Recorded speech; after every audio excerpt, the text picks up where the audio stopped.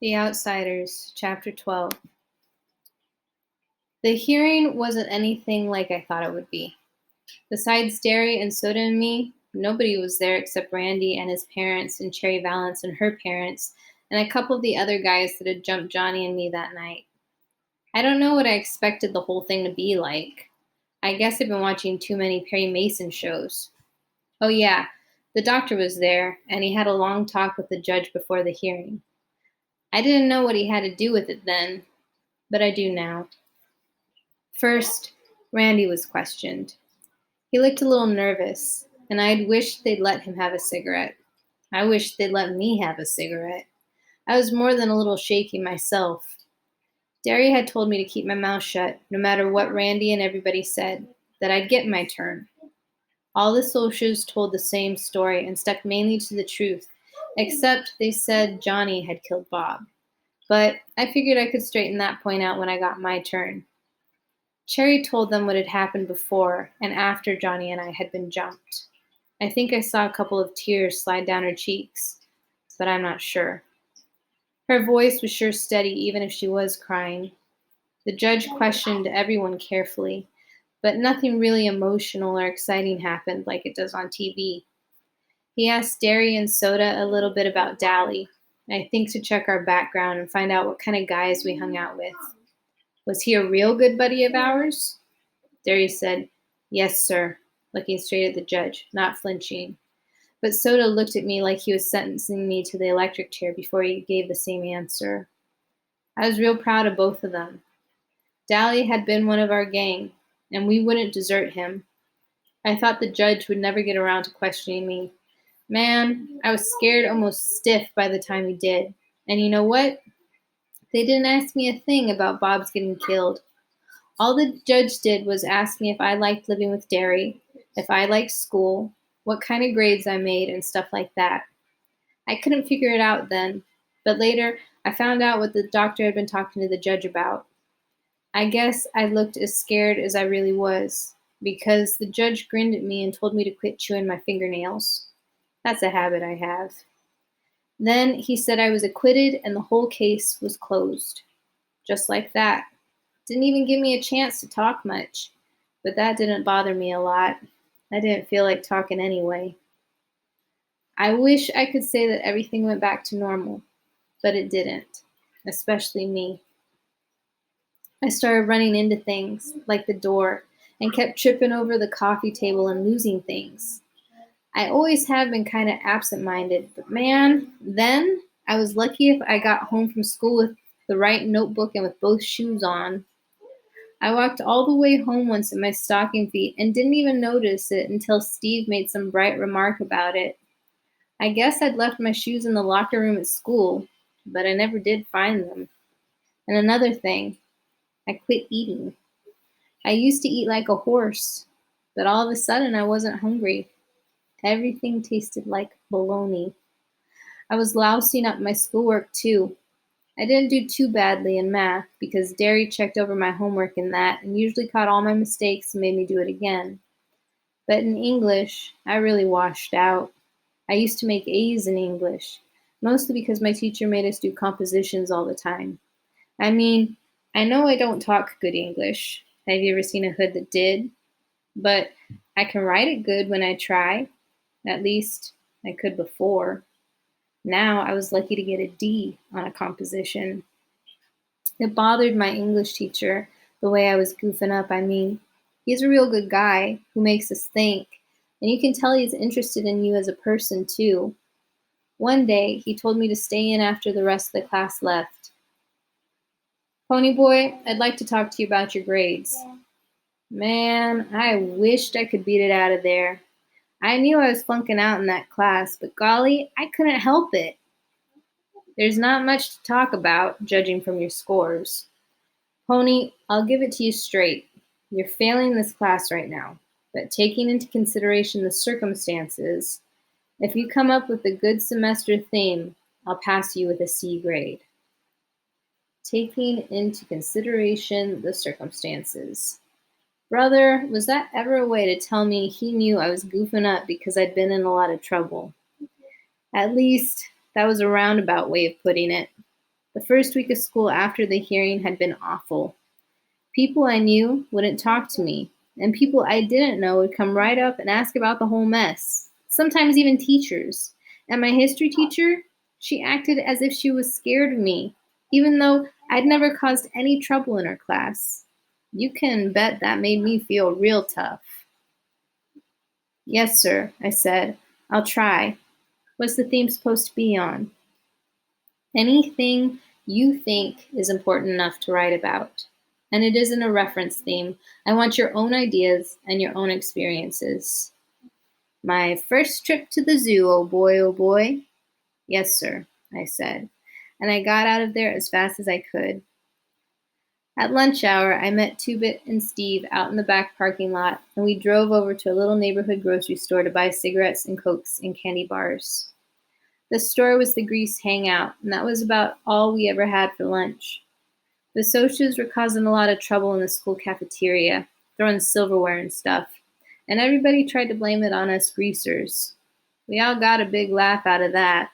Greasers rarely even eat in the cafeteria. I was sitting on the fender of Steve's car, smoking and drinking a Pepsi, while he and Two-Bit were inside talking to some girls, when a car drove up and three Socs got out. I just sat there and looked at them and took another swallow of the Pepsi. I wasn't scared. It was the oddest feeling in the world.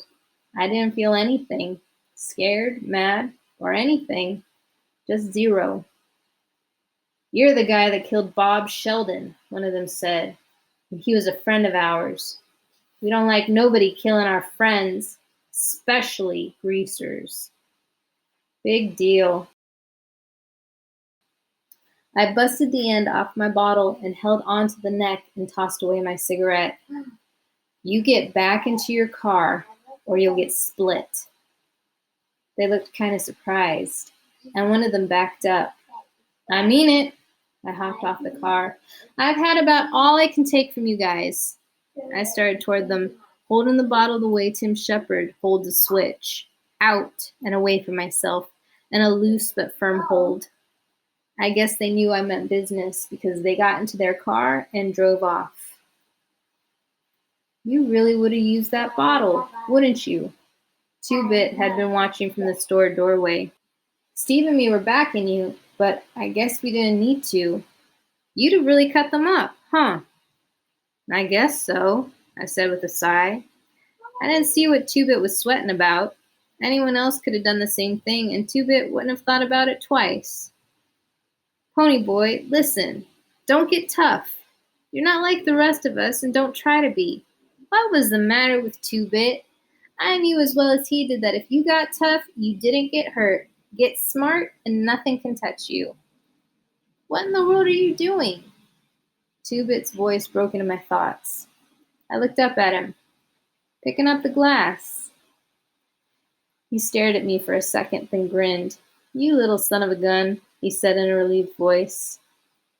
I didn't know what he was talking about, so I just went on picking up the glass from the bottle and put it in the trash can. I didn't want anyone to get a flat tire. I tried to write that theme when I got home. I really did. Mostly because Derry told me to, or else. I thought about writing about Dad, but I couldn't. It's going to be a long time before I can even think about my parents. A long time. I tried writing about Soda's horse, Mickey Mouse, but I couldn't get it right. It always came out sounding corny. So I started writing names across the paper. Daryl Shane Curtis Jr., Soda Patrick Curtis, Ponyboy Michael Curtis. Then I drew horses all over it. That was going to get a good grade like all get out. Hey, did the mail come in yet? Soda slammed the door and yelled for the mail, just the way he does every day when he comes home from work. I was in the bedroom, but I knew he'd throw his jacket across the sofa and miss it, take off his shoes, and go into the kitchen for a glass of chocolate milk, because that's what he does every day of his life. He always runs around in his stocking feet. He doesn't like shoes. Then he did a funny thing. He came in and flopped down on the bed and started smoking a cigarette. He hardly ever smokes, except when something is really bugging him or when he wants to look tough. And he doesn't have to impress us. We know he's tough. So I figured something was bothering him. How's work? Okay. Something wrong? He shook his head. I shrugged and went back to drawing horses. Soda cooked dinner that night, and everything came out right.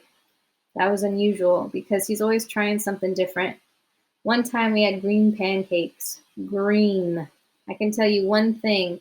If you got a brother like Soda Pop, you're never bored. All through supper, Soda was quiet, and he didn't eat much. That was really unusual. Most of the time, you can't shut him up or fill him up. Derry didn't seem to notice, so I didn't say anything. Then after supper, me and Derry got into a fuss about the fourth one we'd had that week. This one started because I hadn't done anything on that theme, and I wanted to go for a ride. It used to be that I'd just stand there and let Derry yell at me, but lately, I'd been yelling right back. "What's the sweat about my schoolwork?" I finally shouted. "I have to get a job as soon as I get out of school anyway. Look at Soda. He's doing okay, and he dropped out. You can just lay off." "You're not gonna drop out. Listen, with your brains and grades, you could get a scholarship and we could put you through college. But schoolwork's not the point.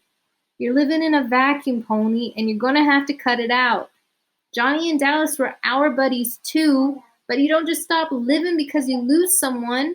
I thought you knew that by now. You don't quit.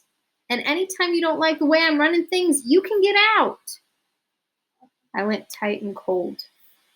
We never talked about Dallas or Johnny. "You'd like that, wouldn't you? You'd like me to just get out. Well, it's not that easy, is it, Soda?" But when I looked at Soda, I stopped. His face was white, and when he looked at me, his eyes were wide with a pained expression. I suddenly remembered Curly Shepherd's face when he slipped off a telephone pole and broke his arm. "Don't! Oh, you guys, why can't you?"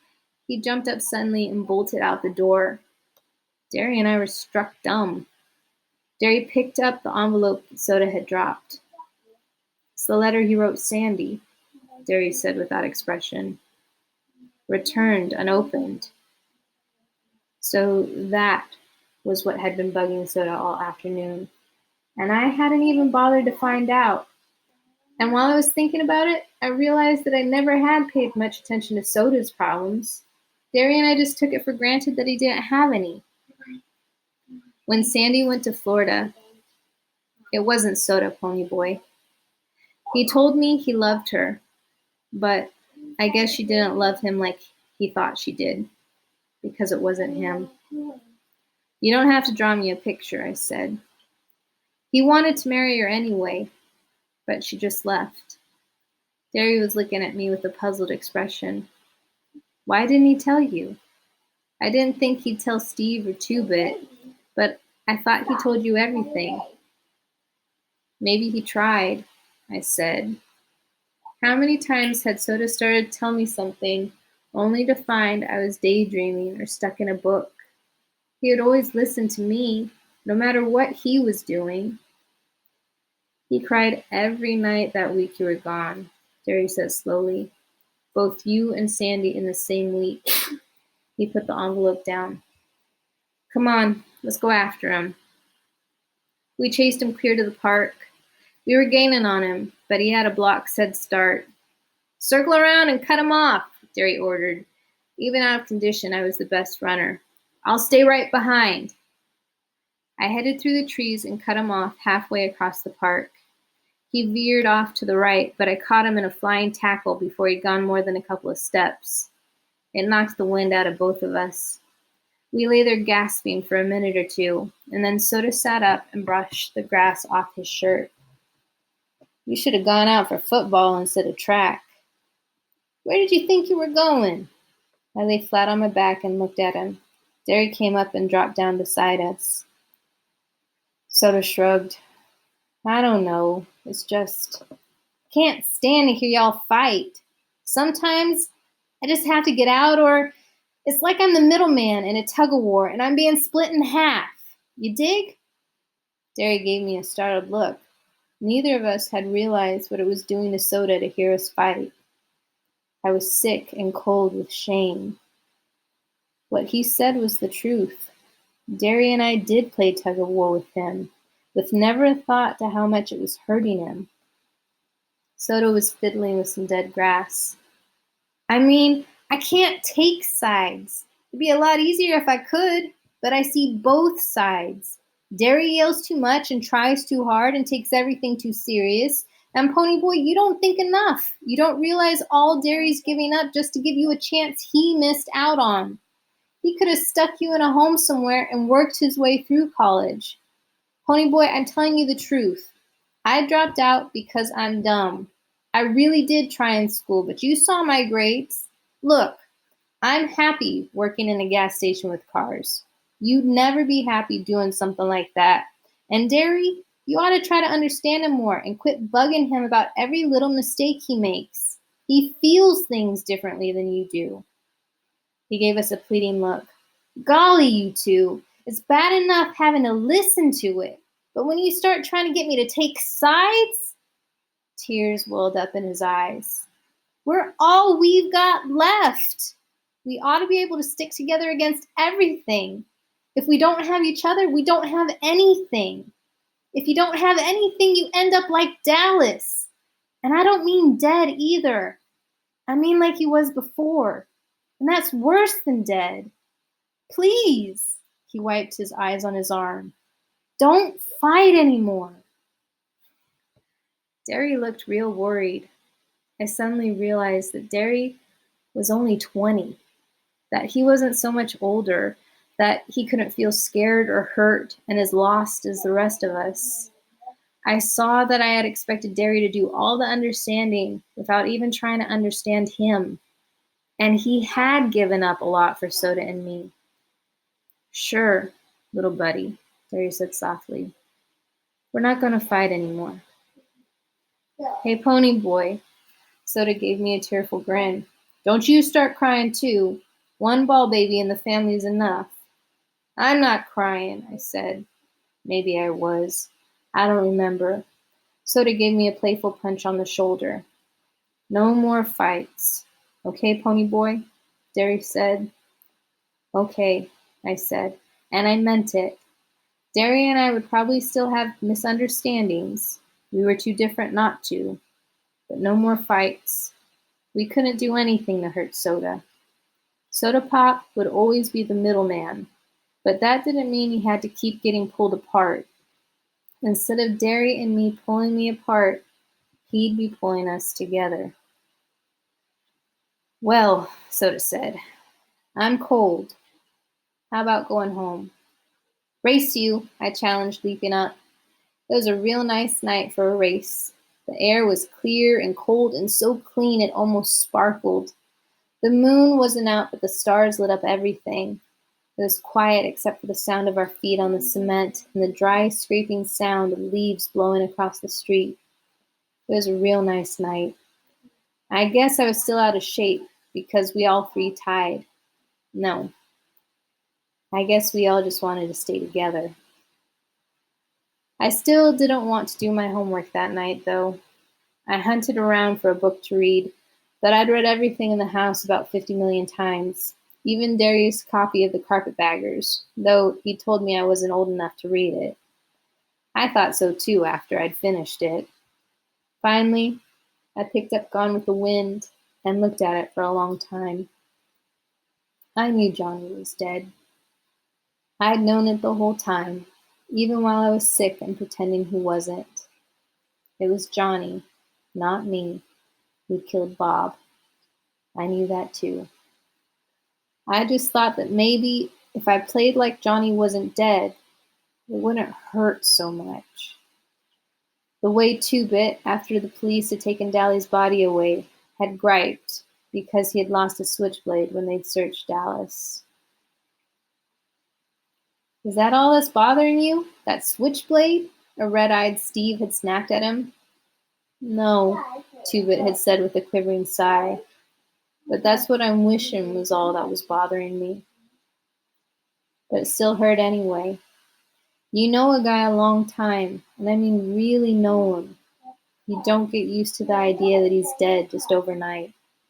Johnny was something more than a buddy to all of us. I guess he'd listened to more beefs, more problems from more people than any of us. A guy that'll really listen to you, listen and care about what you're saying, is something rare. And I couldn't forget him telling me that he hadn't done enough, hadn't been out of our neighborhood all his life. And then it was too late. I took a deep breath and opened the book. A slip of paper fell out on the floor, and I picked it up. Pony boy, I asked the nurse to give you this book so you could finish it. It was Johnny's handwriting. I went on reading, almost hearing Johnny's quiet voice. The doctor came in a while ago, but I knew anyway. I keep getting tireder and tireder. Listen, I don't mind dying now. It's worth it. It's worth saving those kids. Their lives are worth more than mine. They have more to live for.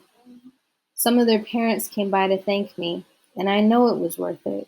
Tell Dally it's worth it. I'm just gonna miss you guys. I've been thinking about it, and that poem, that guy that wrote it, he meant you're gold when you're a kid, like green. When you're a kid, everything's new, dawn. It's just when you get used to everything that it's day. Like the way you dig sunsets, Pony. That's gold. Keep that way. It's a good way to be. I want you to tell Dally to look at one.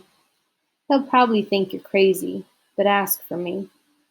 I don't think he's ever really seen a sunset. And don't be so bugged over being a greaser. You still have a lot of time to make yourself be what you want. There's still lots of good in the world. Tell Dally. I don't think he knows. Your buddy, Johnny. Tell Dally. It was too late to tell Dally. Would he have listened? I doubted it. Suddenly, it wasn't only a personal thing to me. I could picture hundreds and hundreds of boys living on the wrong sides of cities, boys with black eyes who jumped at their own shadows. Hundreds of boys who maybe watched sunsets and looked at stars and ached for something better. I could see boys going down under streetlights because they were mean and tough and hated the world. And it was too late to tell them that there was still good in it and that they wouldn't believe you if you did. It was too vast a problem to be just a personal thing. There should be some help. Someone should tell them before it was too late. Someone should tell their side of the story, and maybe people would understand then and wouldn't be so quick to judge a boy by the amount of hair oil he wore. It was important to me. I picked up the phone book and called my English teacher. Mr. Syme, this is Pony Boy. That theme? How long can it be? Why, not less than 5 pages. He sounded a little surprised. I'd forgotten it was late at night. Can it be longer? Certainly, Pony Boy, as long as you want it. Thanks, I said and hung up. I sat down and picked up my pen and thought for a minute, remembering. Remembering a handsome, dark boy with a reckless grin and a hot temper. A tough, tow-headed boy with a cigarette in his mouth and a bitter grin on his hard face. Remembering, and this time it didn't hurt, a quiet, defeated-looking 16-year-old whose hair needed cutting badly and who had black eyes with a frightened expression to them. 1 week had taken all 3 of them, and I decided I could tell people, beginning with my English teacher. I wondered for a long time how to start that thing, how to start writing about something that was important to me, and finally began like this.